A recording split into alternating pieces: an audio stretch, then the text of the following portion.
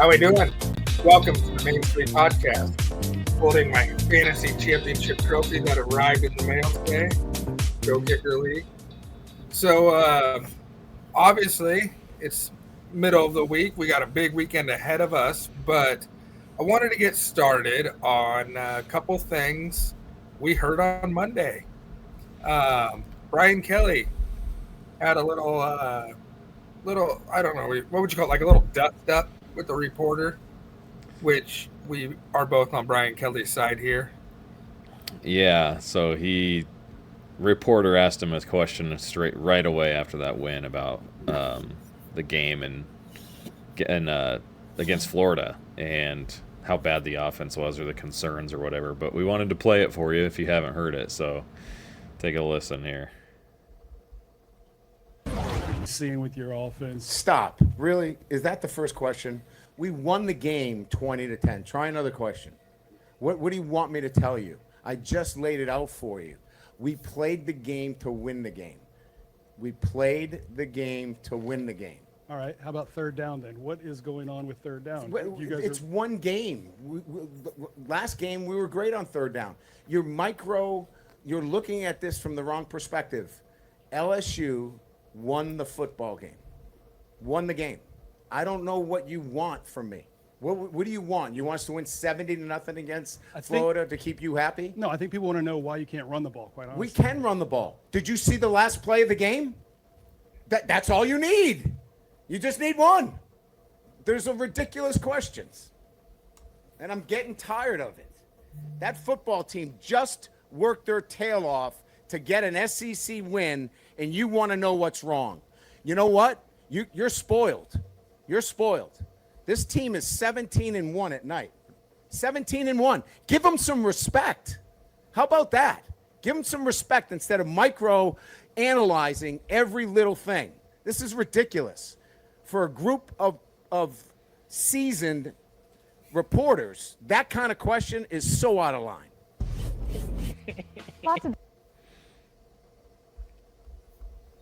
Okay, so Cody, initial thoughts.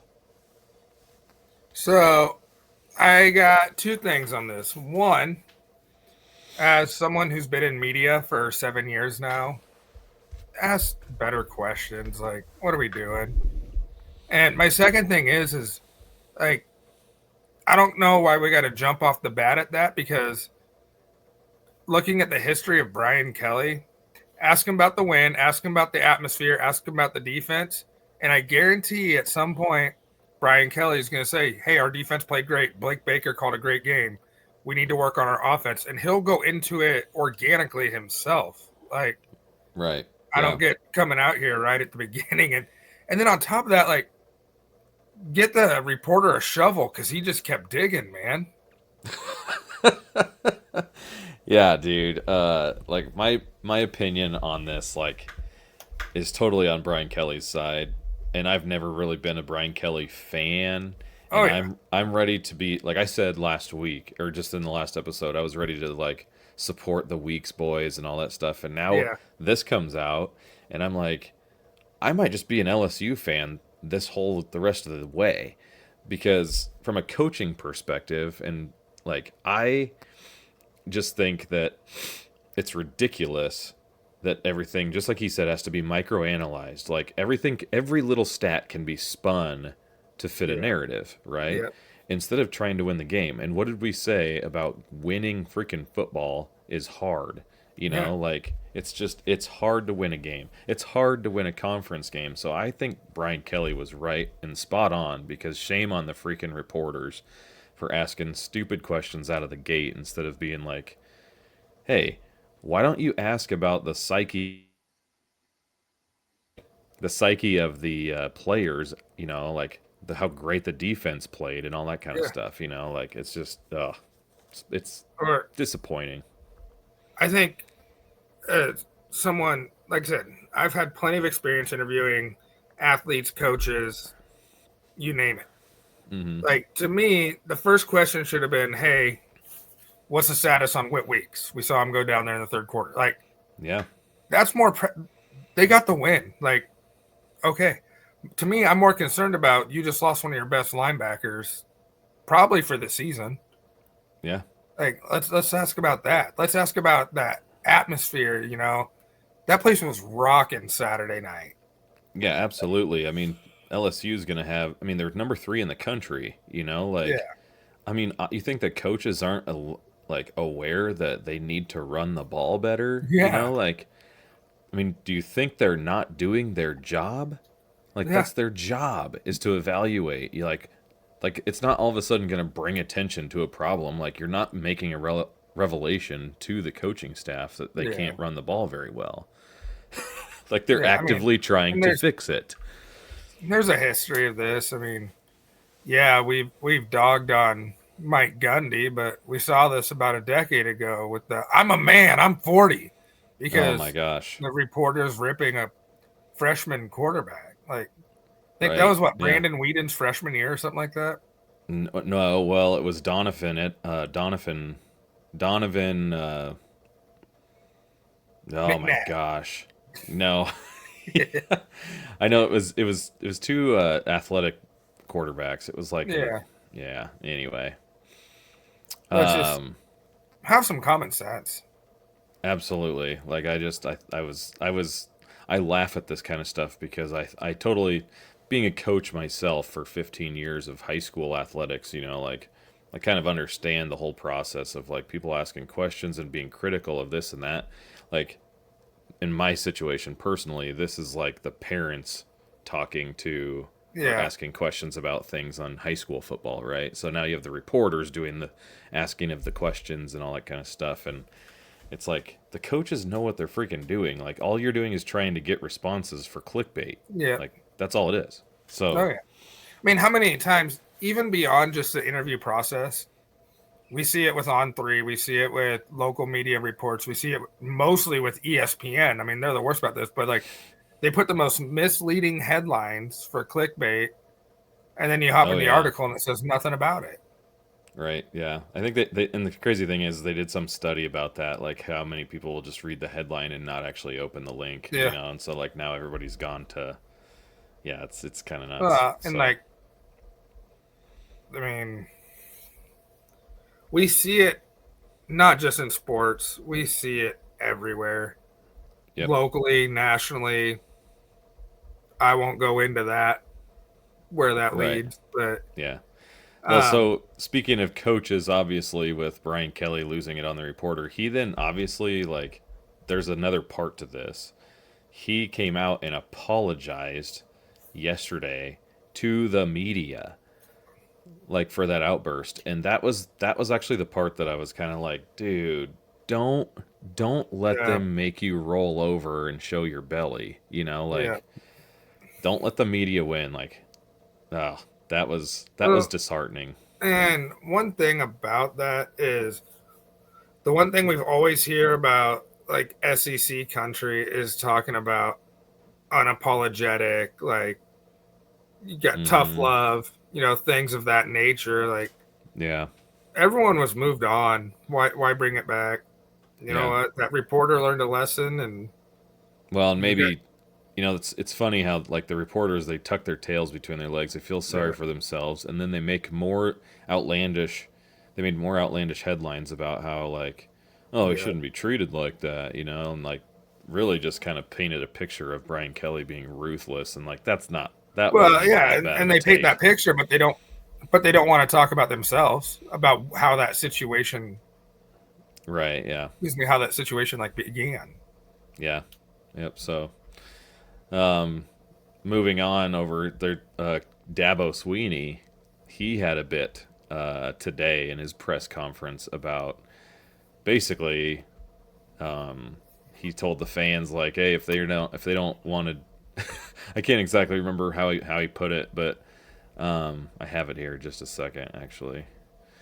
Where did I put that? Yeah, okay. So it says, "Hey, listen, if Clemson's tired of winning, they can send me on my way. But I'm gonna go somewhere else and coach, and it ain't gonna be.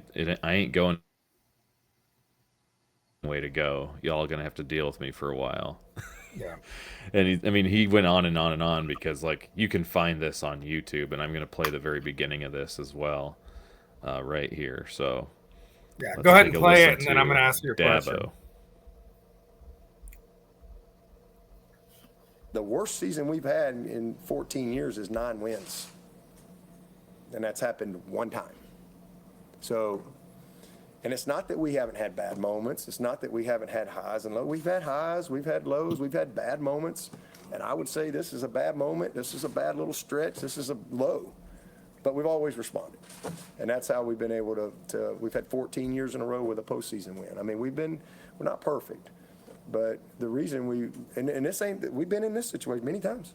I mean, I said this last night. We started out 2-3 in my first year. It was pretty negative around here. First of all, people didn't want me to get the job. So then you come out and go 2-3. That don't help things. That wasn't a very good thing. Tim, that was it negative then, Tim? They talking bad about old Coach Sweeney? Yeah. Well, we went to the championship. In 2010, oh boy, we won 6 games. Okay, so like I didn't get the clips of the actual quote, but it's in there, and that's a 15-minute deal. Yeah. That was the shortest freaking video on YouTube right now. Yeah. So, but he goes in and he continued on to say this quote right here. He says, "All we've done is win. We've won this league 8 out of the last 10 years. Is that not good? I'm just asking, is that good? To win your league 8 out of 10 years and go to the playoffs 7 out of 10 years, be in 4 national championships, win it twice. Yeah, we're a little down right now. Take your shots. I've got a long memory." Yeah. So, coaching drama. Coaching drama. But I mean,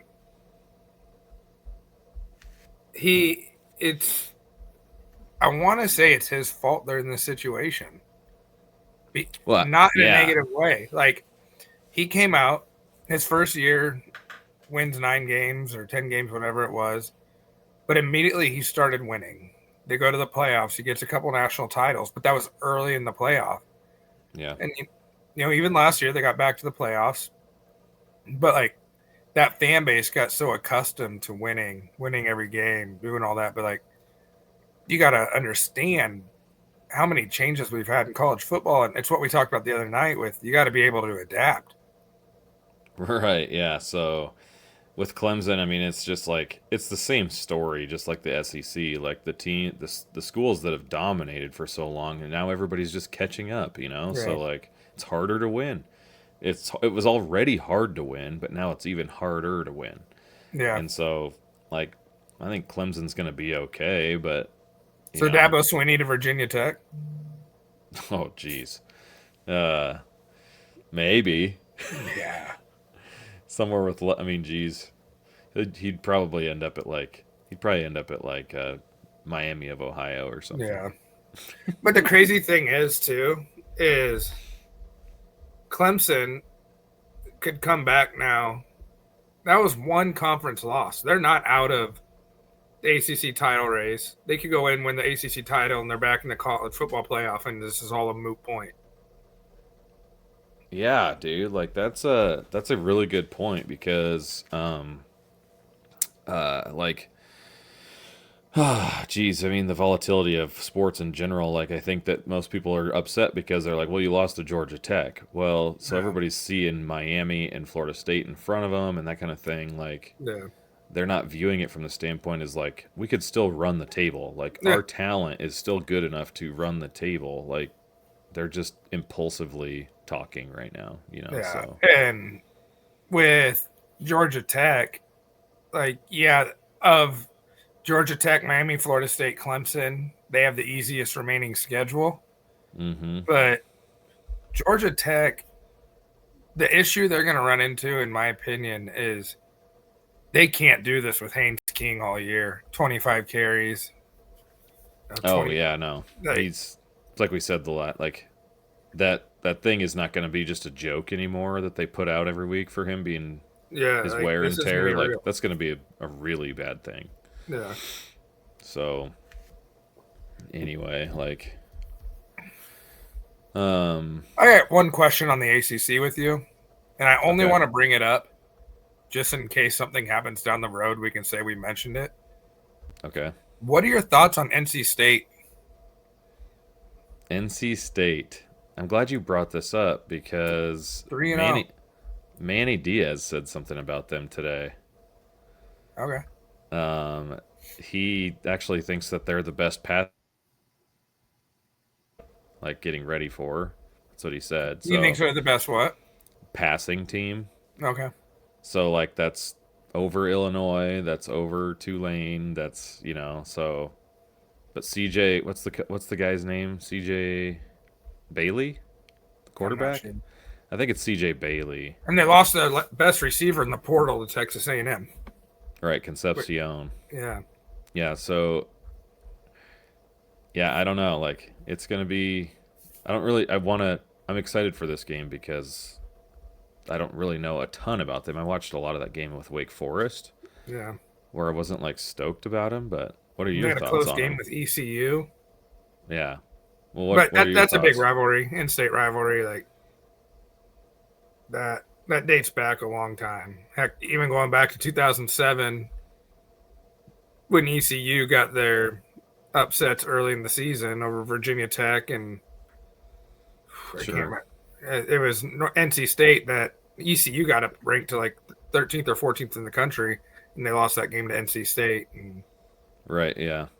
So, what's your thoughts on NC State, like in terms of the year, since you asked that question? well, with NC State, it's just like maybe I know we've kind of had an eye on Pitt, but should we be looking at NC State? That's where kind of I'm feeling that like no, I don't think that they could beat Florida State or a Miami, but like could they be in there with a Clemson or a Georgia Tech? Well, I mean, you'll know this week because if Yeah. if NC State beats Duke, who we've both been pretty, transparently positive about, Yeah. like, then that puts NC State right in that mix where it's like, okay, Yeah. like you're kind of in that top 6 group, like and Yeah. that's a big deal. That's a big Yeah. deal. Yeah. Like people think right now, like, oh, top 5 in the conference.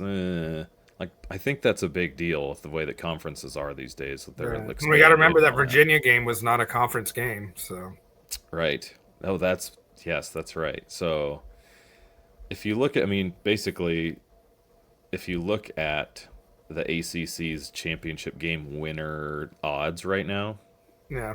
NC State is still down there at plus 5,000 with Boston College, Pitt, and then you have kind of the standard group that's behind them, which is Virginia. Which we saw what happened to Boston College this weekend. So Yeah, so I'm surprised that with that Boston College loss to Stanford.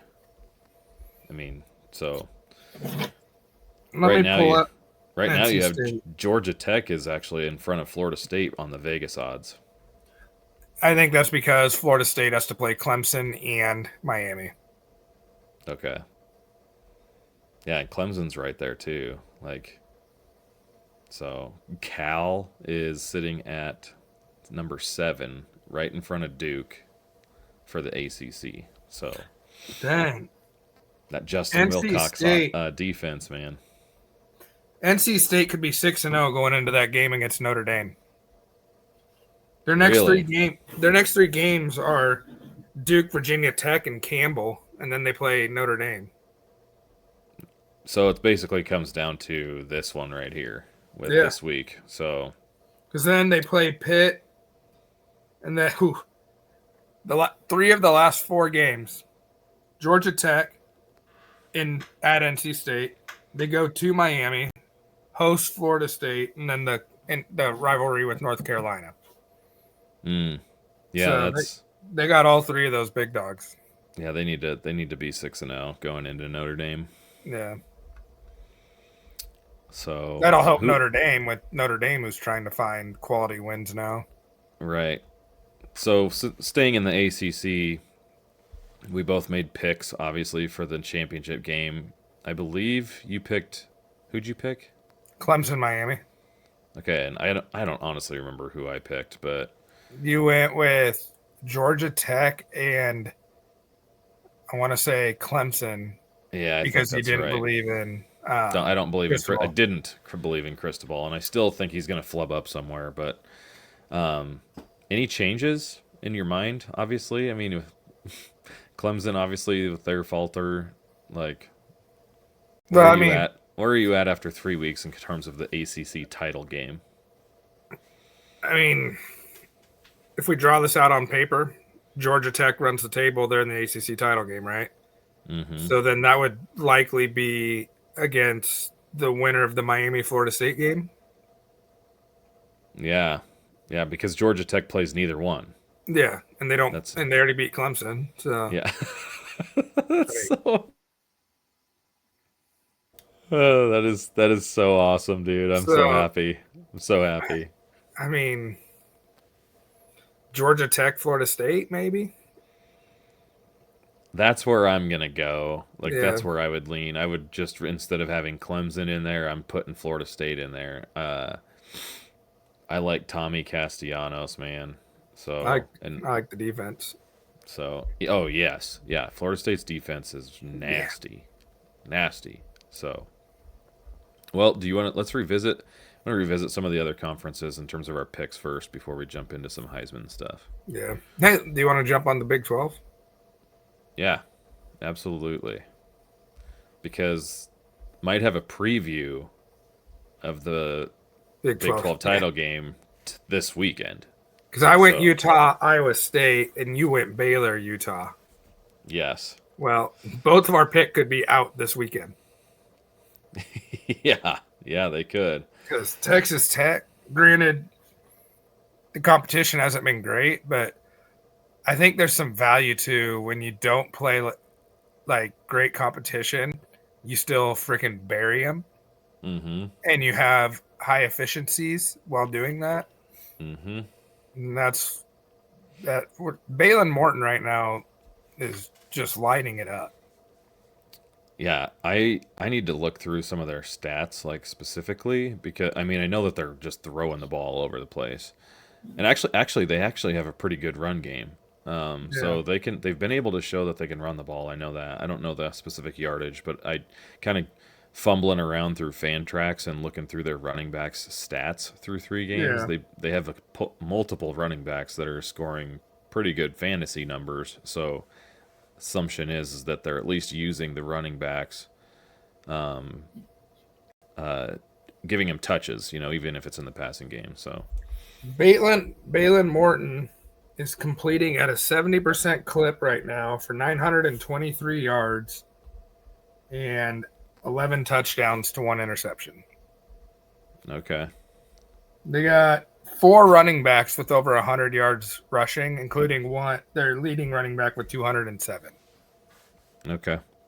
So, like, everyone usually thinks Texas Tech and they think air raid. Well, you're pretty much at a 2-to-1 ratio when you look at. They got 900. They got 1,000 yards passing. Sure. 657 rushing as a team. So yeah. So yeah, I'm gonna take I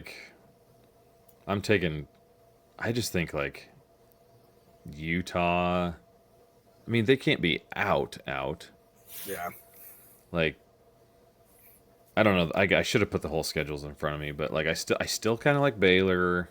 TCU. Baylor's got a big one this weekend. Yeah. Well, I mean, in the Big 12, when's it not a big weekend for them? Because Houston. But theoretically, this game Saturday, Baylor and Arizona State, that's an eliminator game. Yeah. So get this. Okay, so we've been high on Brendan Sorsby. Yeah. And I'm shocked. I'm absolutely shocked that Cincinnati's Big 12 title hopes are plus 3,300. That's only above West Virginia, Oklahoma State, Colorado, UCF, and Kansas State. They are behind Houston and tied with Arizona to win the Big 12 title game. We'll know everything we need to know with Cincinnati in the next 2 games. Well, yeah, it's just crazy to me. I don't like to sit around and think about oh, we'll just wait it out. I like to speculate and all that, obviously. So if I was a betting guy, you have to think about it. The value right now, if you trust them, is to bet them right now, because if they win the next 2 weeks, they're climbing up that deal, and your winnings then dwindle down if you decide to bet them later. So, I mean, if they win these next 2 weeks, they got Kansas, home against Iowa State the next 2 weeks, and then they got. Did you say Iowa State? Iowa State. Okay, yeah, that'll be a fun one. Then they got Central Florida, Oklahoma State. Like, yeah, okay. I think they win Central Florida, Oklahoma State. So now you're looking at, and if they win those two, then you're looking at a 6-1 Cincinnati. Yeah, dude. Like, I thought about this, like, kind of half jokingly, when Nebraska played Cincinnati earlier in the first week. The few days after that, when I was kind of watching the game again, I was like, what are the odds that they, like, what if Cincinnati had to play Nebraska again, like in the playoff? Yeah. You know, is that a possibility?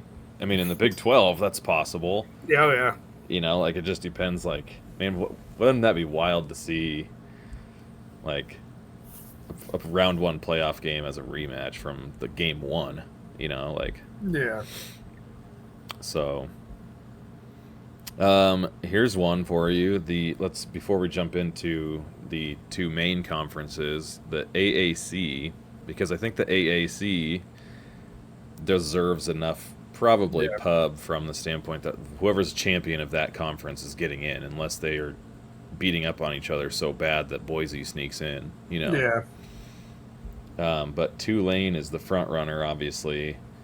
Memphis is still sitting there behind Navy. And I told you guys in a text message to be very, like, watchful for Memphis. And they have a tough one this week, I think, right? Against Arkansas.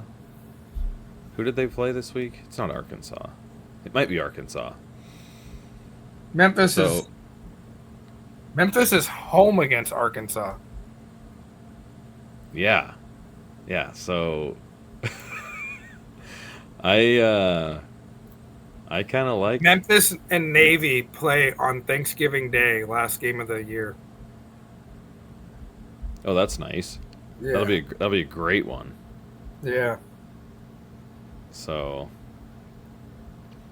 yeah, like, what do you like? I'm kind of jumping on some Memphis love a little bit. I would put them in front of Navy in terms of the odds. I'm surprised that Navy's sitting there in front of them, but Navy hasn't looked great. No, but I've brought him up every episode, so I'm going to just continue to ride Navy as my G5. Yeah. Okay, so really in the Mountain West, Boise State, UNLV, who you got? That's it. I mean, that's basically it. You sleeping on New Mexico or what? Jeez, I have to hit show more to see that. They're at plus 5,000.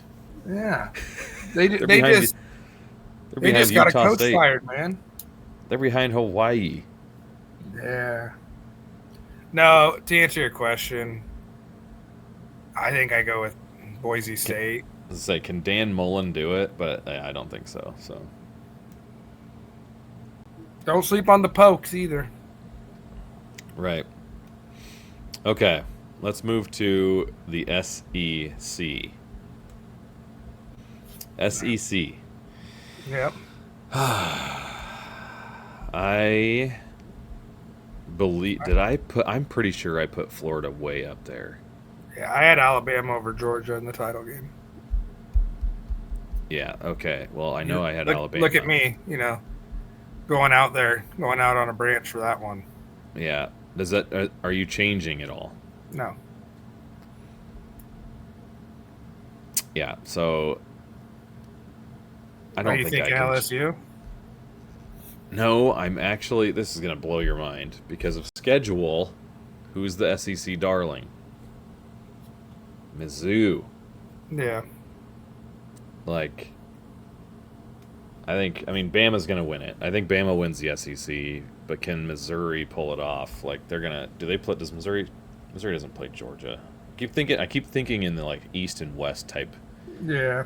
Like, that's not a thing anymore. I think Missouri hosts Georgia. Okay, well, if that's the case, that's No, even they better. don't. They host Alabama. Oh, okay. Well, I guess we'll see that. Missouri hosts Alabama. They go to. This is so back to back to back. Home against Bama. Go to Auburn. Go to Vandy. Bye week. Home against Texas A&M. And then they end their season with a game at Oklahoma and at Arkansas. Okay. Do you give Vanderbilt really any serious thought to make a playoff? No. No? Okay. I do. Just because. If Indiana can make a playoff, then so can Vandy. Vandy, this is the last 8 weeks of Vandy's schedule. At Alabama, you think Alabama's going to be ready for that one? Yeah.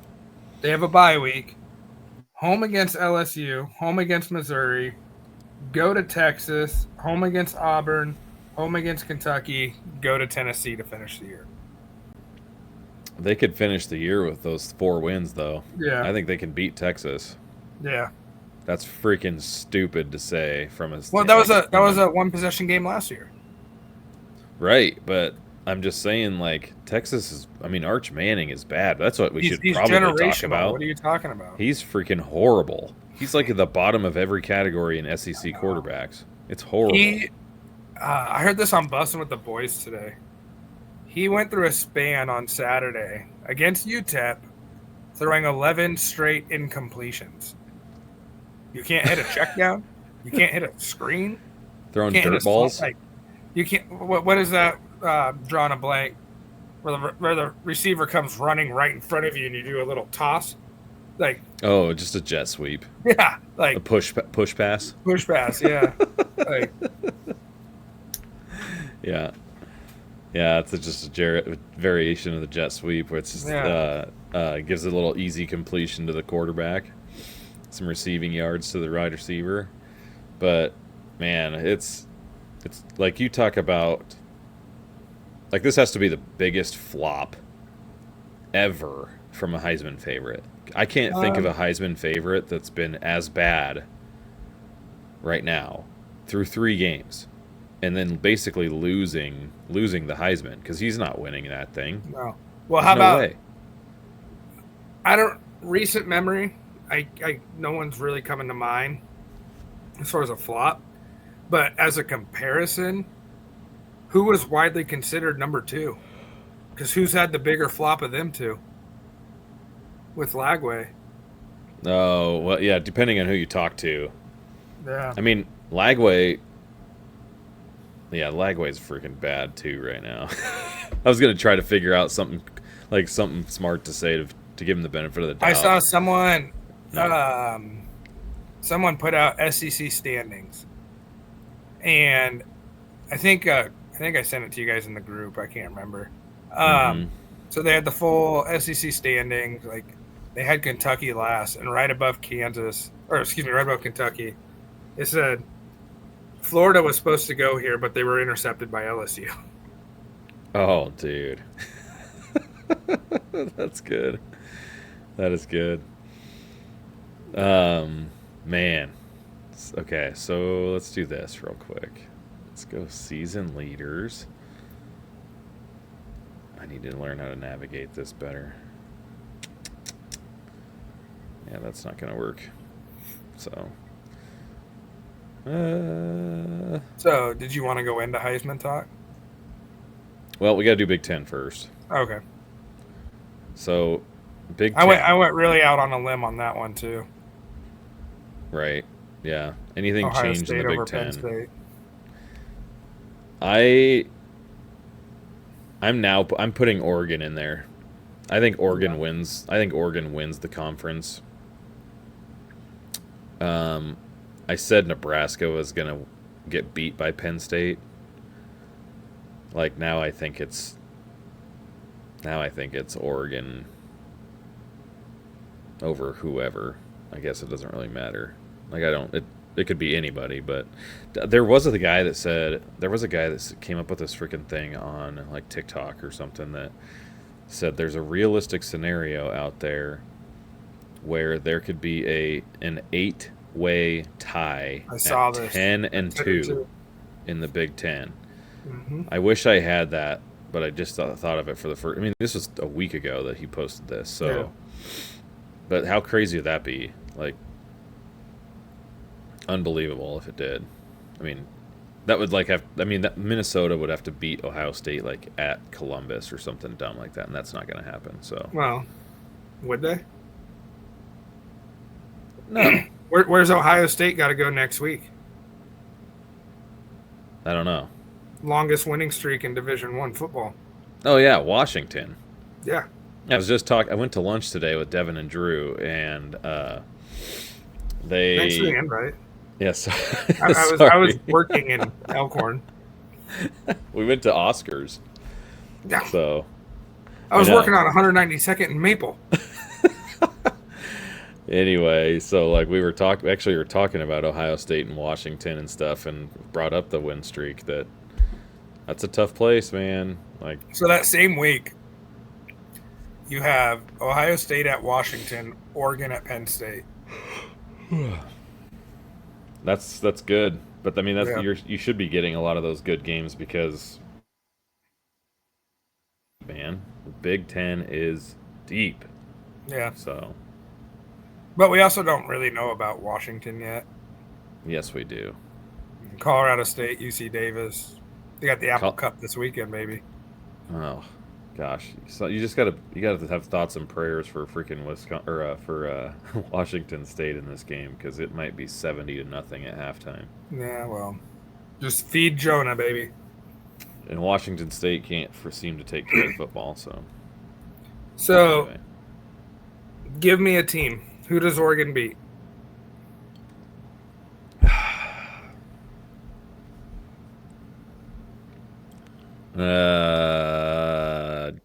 Nebraska.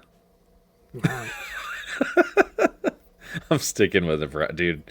I don't know. Something just tells me they're gonna make the Big Ten title game. Yeah. So yeah, it's gonna be exciting. Look at their odds real quick. I want to look at their odds real quick. So it shows Nebraska sitting there at plus 3,000. You know, that is 1, 2, 3, 4, 5, 6, 7th. They're ahead of Indiana. Indiana is going to change when they win this weekend. Well, they'll flip with Illinois. I mean, Nebraska's sandwiched between those two on the odds. So, actually tied with Illinois. Well, if Nebraska wins this weekend, their odds are going to go up too. Sure, yeah, because Michigan's up there at plus 1,200 still, which I think is so dumb. Like, that is the dumbest thing. If you're betting Michigan right now, then you might as well just be lighting money on fire, because they don't have a chance. So, but people probably think I'm saying. I texted you guys this yesterday. If you ask me right now, I'm taking Michigan to beat Nebraska. Well, their run game, it's gonna be dependent on. We'll get into that on Friday. And that's what I said. You know, that's why I wanted to bring it up now, because I literally texted you. I was like, right now I have Michigan winning, but I bet you by Friday I'll say some stupid shit like, "Oh, Nebraska's going to win by 2 touchdowns." Because here's what we said in the conversation today at Oscars, because we talked about this too.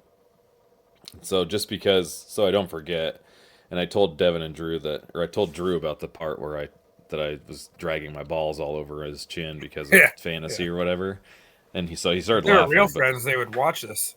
Yeah, I know. So I was like, oh, well, he's never going to listen, but now he might. And so anyway, we were talking about this, and like the good thing about this is that Nebraska is allowed with their back end being good and Michigan's receivers being suspect, they can drop dudes into the box to help in that run defense, dropping those guys down in there.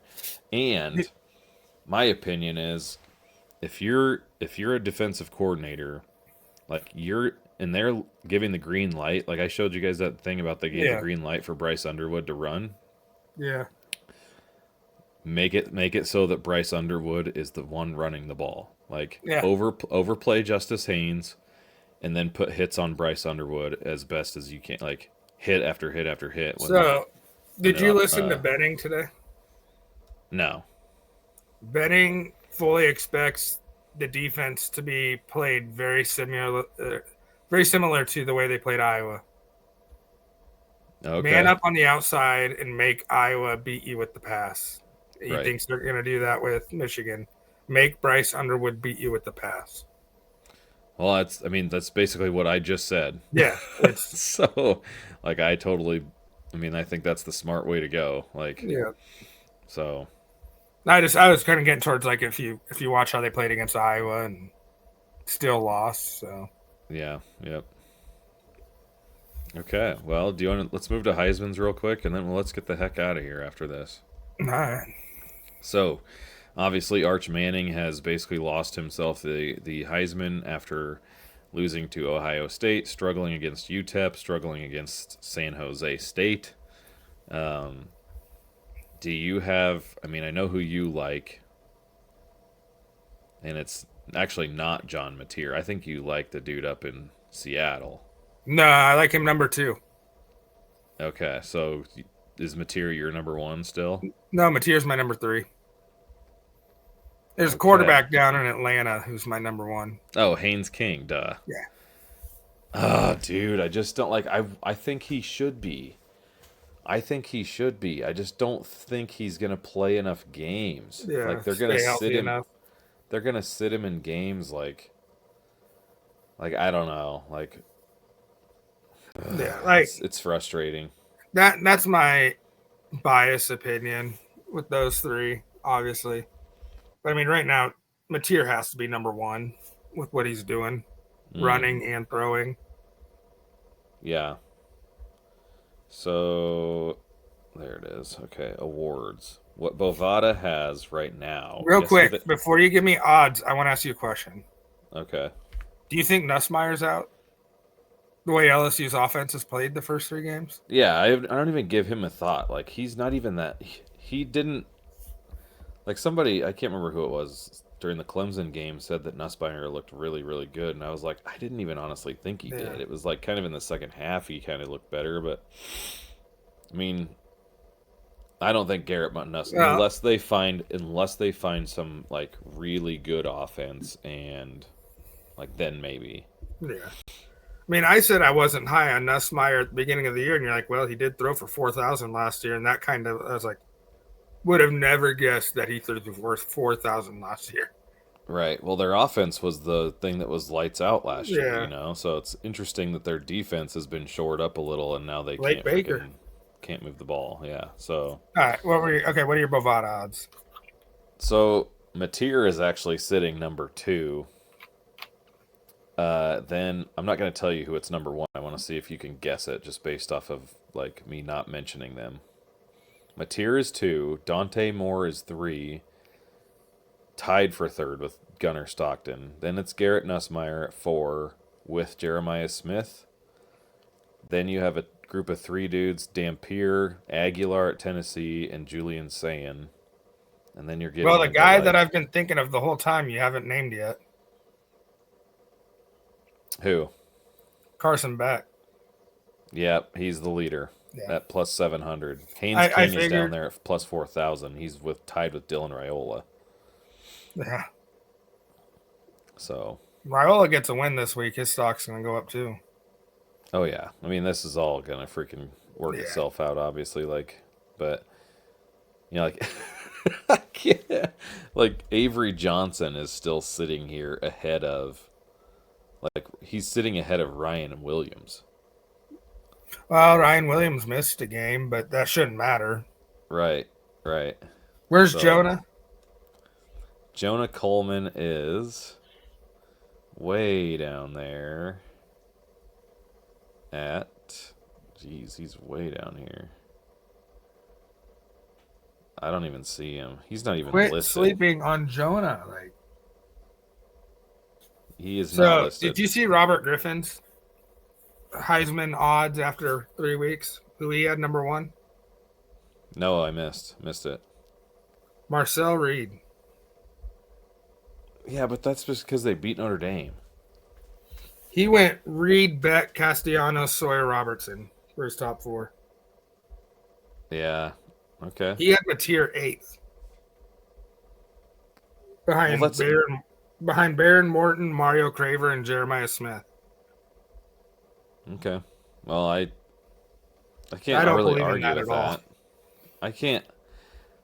I can't argue with that. Like I can. Mateer, but Mateer, that's like, I can argue Mateer. yeah, but Mateer, they have to run the table to win that. You know, like Yeah. the guys that are gonna like in the SEC, those dudes have to win multiple like this, and none of those guys are Jaden Daniels. So like Yeah. you're not winning the Heisman if you're on a 9-3 or 8-4 squad. So then you're probably looking at. I mean, because Georgia's court. I mean, Gunner Stockton. Oh my gosh! Like Yeah. that'd be the most disgusting Heisman winner since Mark Ingram, in my opinion. So I don't know. It's interesting. Who's the worst Heisman winner that comes to mind for you all time? Mark Ingram. It's not even close. And I suppose some of that's a little bit because I think Ndamukong Suh got robbed, but Yeah. you know, like Troy Mark Smith. Ingram. Oh, that's a bad one. That's a really bad one too. Whatever I think of, like, that's the first one that comes to mind. Troy Smith. Yeah. So, gosh, Ryan Leaf didn't win it. Okay, I didn't ask you your opinion. Like, where are you sitting for Heisman? Give me your top 5. Let me go back to this list because it's so hard. Like, I still think I'm still sitting here on Jeremiah Smith, but Yeah. I kind of I really like Dante more. Like, I'm the only one. I feel like I'm the only person that was high on him preseason. Haynes King. He's still gonna get benched. What are you talking about? Oh, jeez. I like Haynes King. I just don't, like I said, don't. Like, he's good enough in what they do. You stopped to after win it. Haynes King. Okay, so Haynes King is basically like he should win it, but he won't because he won't play every game. Thomas Castellanos just doesn't seem like he seems like a giant wild card. Yeah. You know, like he's got He so didn't much make it through the energy. year last year either. Well, and he has so much energy. Yeah. And plays so hard, and he's like, it just feels like he feels like he's at the top of a mountain all the time. Like when you see his energy, and I'm like, that's not sustainable. And it's going to cause him to make a decision. Winston. No, yes. You want to talk about all energy? Yeah, I mean, I just don't think like you have to at least have some composure to you, and he doesn't look like he has that yet. Yeah. I mean, he was all juice the whole time. Yeah. You know what I mean? So I don't know. Like I guess I don't know. Like there's a lot. I would go Dante Moore as my favorite, but I'm trying to go somewhere else other than Oregon because I don't want to be like a homer. And so like Jackson Arnold, but Auburn's not going to win enough games. Dampier maybe, but and I don't know if Arnold will make it to the end of the year the way they're running him. Yeah. Right? So Bo Prabula, Missouri. This is literally might be one of the most wide open Heismans I've seen in quite some time. Because like right now, Mateer's had a Heisman moment, Castellanos has had a Heisman moment, and Haynes King's had a Heisman moment. Yeah. So, like right now, those are the. Speaking of bad Heismans, Jason White. Yeah. That dude, that the thing that you said that that Casey Thompson did with Trey Palmer. Yeah. That was Jason White the entire year with that receiving core with Oklahoma. Roy Williams that year. I can't remember the receivers, but they were all pros. Yeah. He was undrafted. Jason White was undrafted. Yeah. So otherwise, yeah. Chris Winkie. Yeah. So, all right, well, that's a good stopping spot. We'll come back, have a video out Friday with our picks for the weekend. And yep. So I think that there's a big weekend. There's quite a few good games. You'll definitely want to tune in for the preview show that's going to be releasing Friday morning, not Thursday morning, because we switched our schedule to be a Monday, Wednesday, Friday release. So if you're following along, that's what we're doing moving forward. No. Don't forget to like, share, give us 5 stars, and help us build this thing. Adios, y'all.